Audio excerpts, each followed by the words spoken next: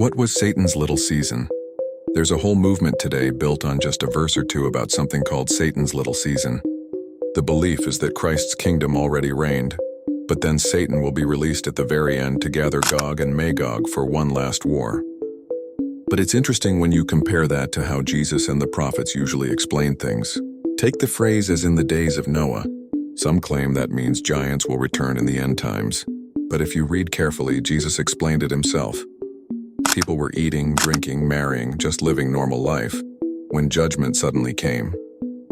And Revelation also tells us plainly what Satan's little season was for: to deceive the nations and gather them against the beloved city and the camp of the saints. That does sound a lot like what happened in the first century. Rome gathered armies from every nation under its control and surrounded Jerusalem, the beloved city, while the saints themselves fled to safety. I'm not saying that has to be the only explanation, but it is interesting to notice that Daniel, Ezekiel, and even 2 Esdras don't mention a little season at all. It shows up in Revelation alone. So maybe it's worth asking, was the little season a future waiting period? Or could it have been the brief time when Rome gathered the nations against Jerusalem? Jesus promised he was coming soon.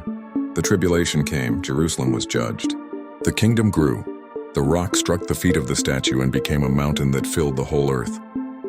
And in Daniel's vision, there was no mention of a little season at all, nor does it meet the biblical requirement of 2 or 3 witnesses. For something this big, we'd expect to see it confirmed across the prophets, but we don't.